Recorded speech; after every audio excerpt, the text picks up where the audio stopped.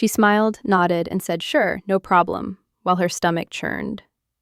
Sound familiar? That coworker who takes credit for your ideas? That relative who disguises insults as jokes? That friend who drains you dry? Today, we're not just talking about handling difficult people. We're talking about reclaiming something they've been stealing from you: your power. First, let's redefine what difficult actually means. Dr. Harriet Breaker, author of Who's Pulling Your Strings, found that difficult people aren't just rude or annoying. They're people who consistently trigger your stress response. Your body literally perceives them as threats. Studies show that just anticipating an interaction with someone difficult raises cortisol levels by up to 25%. So when we say difficult, we mean anyone who dysregulates your nervous system repeatedly. Now, here's the uncomfortable truth nobody tells you. You can't always avoid these people. A 2023 Gallup study revealed that 60% of women report having at least one difficult person they must interact with weekly, whether at work, in family, or in friendships. Avoidance isn't always an option. But here's what is: changing the game entirely. Today, we'll explore a 4-part framework that flips the script on difficult people. Part 1. Decode the game. Most advice tells you to stay calm, but here's what's more useful. Understand what they're actually doing. Psychologist Dr. George Simon, who wrote In Sheep's Clothing, identified that many difficult people use covert aggression. They're not accidentally hurtful. They're plain moves. The eye roll that makes you doubt yourself, the compliment wrapped in criticism. Once you see these as tactics, not truths, they lose their sting. You stop asking, "What's wrong with me?" and start asking, "What move are they making?" Part 2. Strategic boredom. This one's unconventional.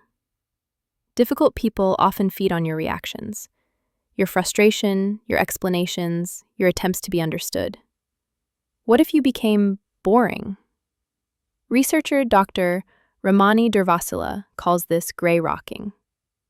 You respond with minimal emotion, short answers, no drama. "Okay, I see. Noted." You're not being rude, you're being uninteresting. And for people who thrive on chaos, nothing is more disarming than someone who simply won't play. Part 3. Protect your narrative. Difficult people often try to rewrite your story. They'll tell others you're too sensitive or hard to work with. Research from Stanford's psychology department shows that women especially face this narrative warfare. Your move? Document. Keep receipts. Not for revenge, but for clarity. When someone tries to gaslight you, your own records become your anchor to reality. You know what happened. That certainty is power. Part 4. The exit strategy. Sometimes the most powerful move is knowing when to leave. Not dramatically, not in anger, strategically. Author Nedra Glover Tawwab, who wrote Set Boundaries, Find Peace, emphasizes that boundaries include exit plans. This might mean limiting contact, changing teams, or ending relationships entirely.